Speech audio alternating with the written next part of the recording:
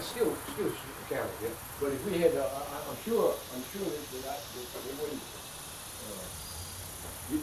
because their philosophy is the more the merrier, you know. We want more people to live out this sort of road already. I'll let you know when our trip is.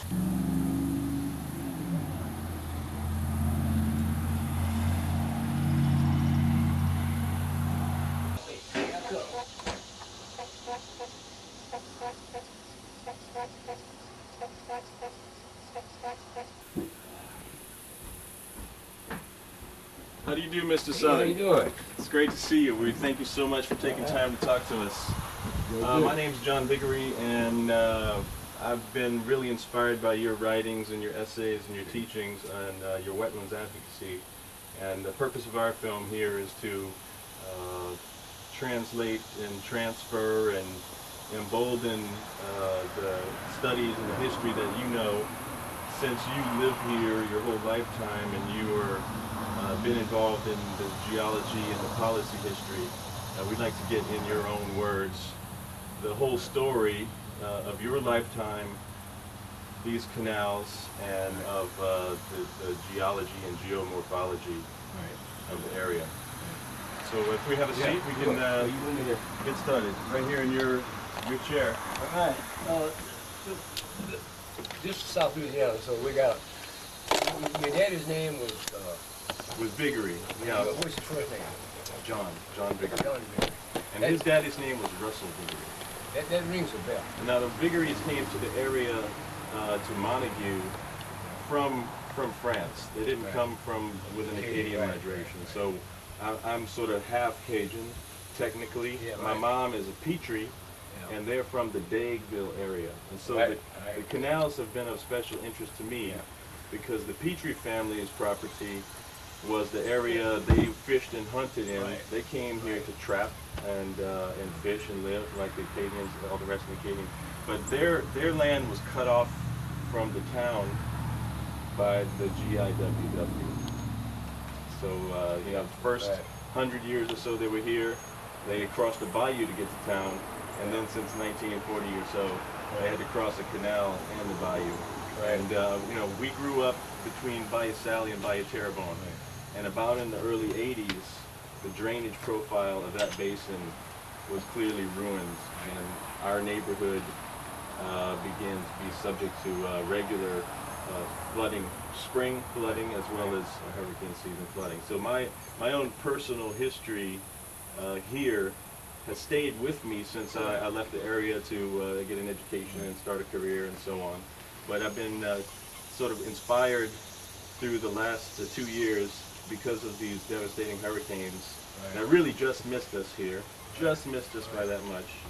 I came across your writings, and there's always been something kind of inherently dishonest about some of the communication to the public about these water resource issues.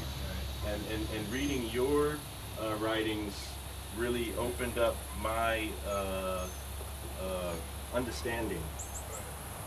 Well, you know, I was fortunate. I was able to go to college, and I was at Texas A&M.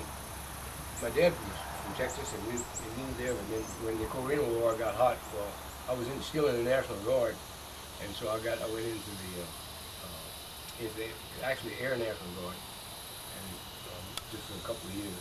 When I got out, I went to work for a little while to earn a little money, and then I went to LSU. And that was the greatest move I ever made, because LSU is, the geology of Louisiana, they had the people there that knew what was going on. So I learned very early in the 1950s just what was happening to southeast Louisiana. And we're sitting over southeast Louisiana. Is actually, the whole thing is the delta of the Mississippi River. There isn't just one delta. The Mississippi Delta moves back and forth.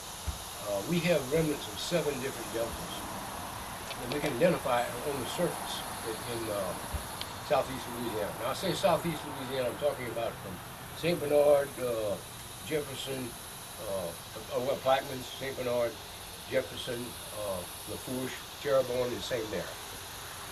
And if you, in fact, if you go to the Mississippi River since the last 5 to 7,000 years, has changed its course 7 different times that we have evidence of. There are remnants of 7 deltas. And one of the earliest delta was to the west of us, where Bayou Saleh and Bayou Sycamore come out into the Gulf. That's below, a little bit southwest of Morgan City. Then what happens is the Mississippi River carries a tremendous amount of sediment. It rolls some along the bottom and carries a lot of it in suspension, called a suspended load and the bed load. And so it doesn't take that long for it to build that delta, and as soon as it gets choked up, it has nowhere to go. So it breaks off somewhere along the river and goes somewhere else. Well, in the case of the Mississippi, after it left the Bayou Saleh and Bayou Sycamore, it went over into New Orleans, in the New Orleans area, but not in the present channel. Metairie Road is built upon a natural levee of what we call the Cocoa-Tree Delta. It has nothing to do with the Cocoa-Tree down here. Metairie Road winds, you can see, and they've even found some traces of barrier islands in the subsurface. Then it went back east again. Went back west again, came through Bayou Teche.